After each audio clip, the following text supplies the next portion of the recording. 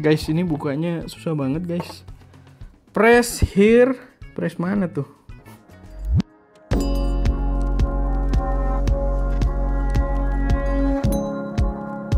Halo semuanya, selamat datang di channel SM Media dengan gue Erwin. Dan pada video kali ini gue sangat excited karena kita kedatangan drone terbarunya DJI dengan nama DJI Air3S.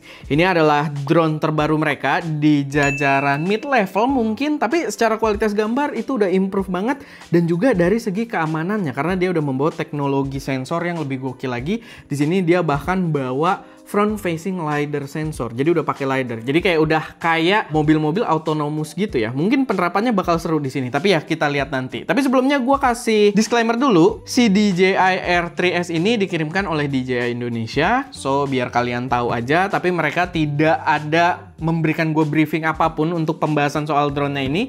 Tapi kalian bisa lihat ya, ini drone-nya dari mereka.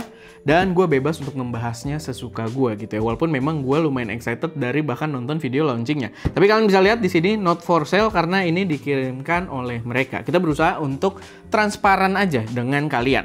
Sama yang bikin gue excited juga adalah setup unboxing kita. Dimana ini kayaknya bakal jadi setup unboxing paten kita gitu ya. Bukan kita patenin jadi punya kita. Maksudnya kita bakal unboxing setupnya kayak gini terus mungkin ke depannya. Dimana kita cuma pakai iPhone 15 Pro di sisi depan sana. Dan iPhone 16 Pro di sisi atas ini, dimana dua-duanya pakai aksesoris yang pernah kita bahas juga, namanya Snapsys. Itu bisa pakai SD card di masing-masing si iPhone-nya dan juga bisa pasang mikrofon lagi di sisi atasnya yang kayak kita pasangkan di 15 Pro di depan sana. Dan ini seru banget ya, pakai iPhone doang gitu kan, tapi semuanya bisa gua kontrol dari sebuah iPad mini kayak gini. Ini kalian bisa lihat ya, kamera utama ada di sini, kamera depan ada di sini. Gue pengen lihat lebih besar pun bisa kayak gini. Ini kamera atas. Lalu kita geser, ini kamera utamanya. Jadi gokil banget. Memang ada patah-patah dikit, tapi buat gua kontrol, buat gua mantau kualitas videonya atau pergerakan-pergerakan gua itu tetap kepake banget, seru banget. Harusnya sih ada video yang mungkin kita sempat rekam soalnya pakai Oppo gua, cuma nggak tahu videonya diupload atau enggak. Tapi ya paling nggak kalian dapat gambarannya lah gitu ya, setup kita seperti apa. Tapi balik lagi untuk DJI Air3S-nya sendiri, langsung aja kita sambil unboxing dan gue bahas juga apa aja kelebihannya. Ini harusnya nggak terlalu panjang ya videonya. Pertama, kelebihan yang dibawa oleh drone ini, kalau nggak salah Air3 yang biasa itu sensornya dia masih 1/1.3 inch gitu ya. Jadi mirip sama mini kita berarti sensornya. Sedangkan di sini sensor utamanya dia udah bawa sensor 1 inch. Yang berarti mirip dengan Osmo Pocket 3 gitu kan. Dan itu adalah sensor gambar yang bisa menghasilkan visual yang cukup bagus. Kalau kalian nge-shot dekat, kalian bisa cek juga video-video kita waktu bahas Osmo Pocket 3 ya. Itu bisa dapat bokeh juga gitu. Jadi harusnya memberikan kualitas gambar yang lebih oke di Air3S ini. Sama begitu juga dia udah bawa lensa tele dan kamera telenya dia bawa sensor yang seukuran dengan generasi sebelumnya, yaitu 1/1.3 inch. Oke, kayak gini kita dapat sebuah tas. Ini versi yang lumayan tinggi ya, yang dapat remote. Jadi ini Flymore Combo yang dapat, mungkin gue kasih lihat, yang dapat remote dengan layar gitu ya. Jadi agak pricey harusnya, yang ini mungkin sekitar 24 juta MSRP-nya. Silahkan kalian cek aja atau ya kita taruh juga gitu kan di sisi di layar kalian gitu ya. Kalian tinggal lihat. Dan ya, ini dia. Wah, ini drone-nya, dan berarti yang ini remote-nya. Oh, bukan guys, ini kelengkapannya ya, propeller cadangan, lalu ini baru nih remote-nya, dan juga si baterai Flymore Combo-nya. Wah, gue demen nih kalau kayak gini kan kita syuting enak ya. Langsung baterainya tuh ready semua gitu. Kita sambil buka-bukain aja. Kelebihan selanjutnya adalah nighttime capability-nya, dimana katanya dia untuk penggunaan malam itu jauh lebih gokil karena gue pakai Mini 3 Pro, begitu juga waktu pakai Mavic 3 Classic ya, itu kalau udah deket-deket maghrib tuh biasanya dikasih warning gitu, karena sensor-sensor obstacle-nya tuh udah nggak bisa baca. Sedangkan di sini klaimnya justru bisa digunakan bahkan di malam hari, yang itu pastinya bakal seru banget buat kita coba. Sekarang remote-nya dulu nih, remote-nya kok beda ya? Dibakar kali ini lemnya. Wah, nggak beres, kita ini aja deh. Nah, ini remote-nya. Remote-nya juga gue sangat excited. Dia tipenya mirip sama yang Mini 3 Pro gua suka banget karena udah ada layarnya, kita nggak perlu pasangin HP lagi gitu kan buat previewnya. Cuman perbedaannya, kalau yang layar Mini 3 Pro gua, dia tidak ada antena eksternalnya kayak gini.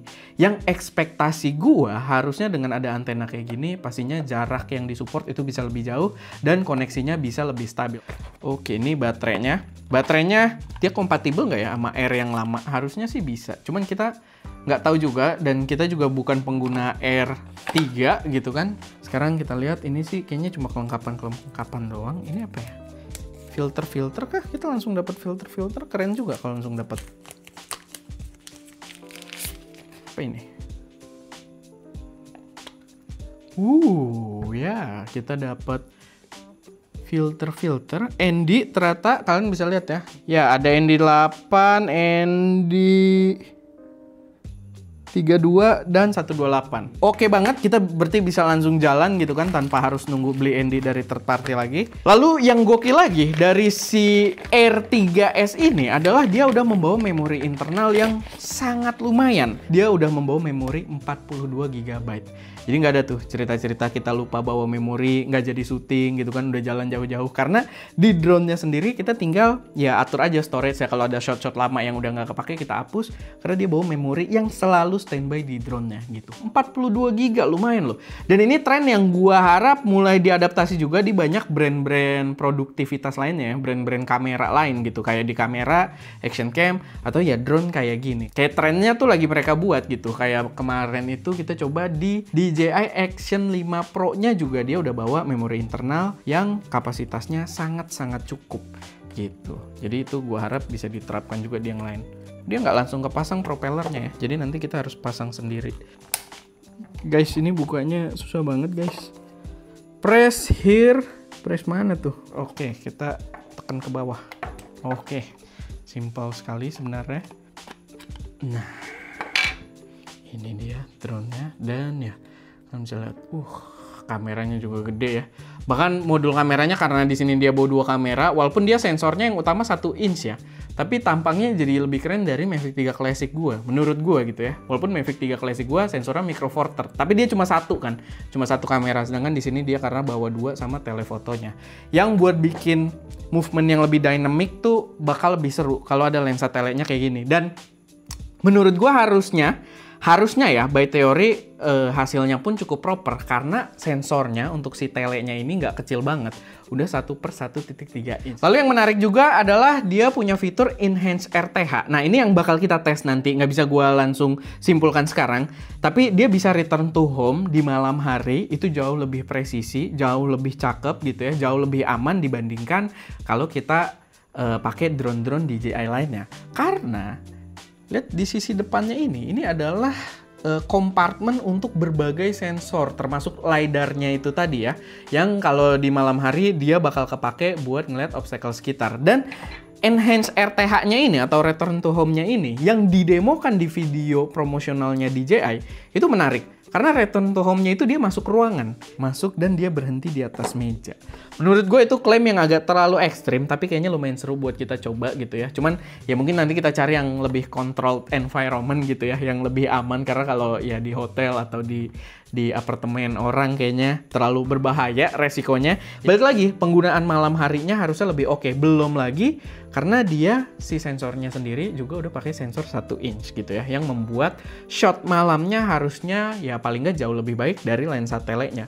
Walaupun waktu gue cobain di sekitar Senayan waktu itu pas launchingnya dia ya, itu lumayan oke sih telenya juga gitu ketika lagi low light. Tapi ya harusnya di sensor 1 inch-nya otomatis bakal lebih bagus. Sama mungkin mereka ada beberapa updating algoritmnya juga, karena kita bisa lihat action cam mereka, Action 5 Pro gitu ya, kemarin dengan sensor yang ukurannya sama dengan versi sebelumnya, dia low light-nya jauh lebih bagus gitu. Lalu yang bikin gue lumayan excited juga adalah secara spesifikasi video dia bisa 4K 120.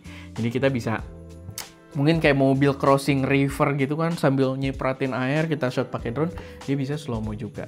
Tapi itu sih kita bukan hal yang asing ya. Waktu nyobain Mavic 3 Classic kayaknya bisa ya kayak. Kayaknya kita ada shot itu juga gitu kan pakai Mavic 3 Classic. Jadi ya hal yang gua rasa tetap cukup menarik gitu karena dia bawa 2 lensa, cukup versatile gitu kan, dan dia bawa ya kita kepo lah nanti si 1 inch-nya ini bisa menghasilkan gambar seperti apa. Karena waktu itu kita puas dengan Mavic 3 Classic. Cuman ya balik lagi yang 1/1.3 inch aja, 1/1.3 inch aja itu udah sangat cukup. Tapi sekarang kayaknya ini upgrade yang lebih tepat untuk masuk ke si R3S ini. Tapi ya paling itu aja sih sedikit pembahasan gue di unboxing kali ini, biar nggak terlalu lama juga, dan gue harap mungkin video pembahasannya bisa tayang dalam waktu dekat. Tapi ya itu aja buat sekarang, unboxingnya dulu aja. Kalau ada koreksi, saran, atau pertanyaan, boleh kalian taruh aja semuanya di kolom komentar. Siapa tahu bisa bantu kita juga buat referensi bagian apa yang pengen kita tes di bagian reviewnya nanti. Oke, paling itu aja. Semoga bermanfaat. Gue Erwin, di belakang kamera ada Ska, dan jangan lupa untuk berkarya.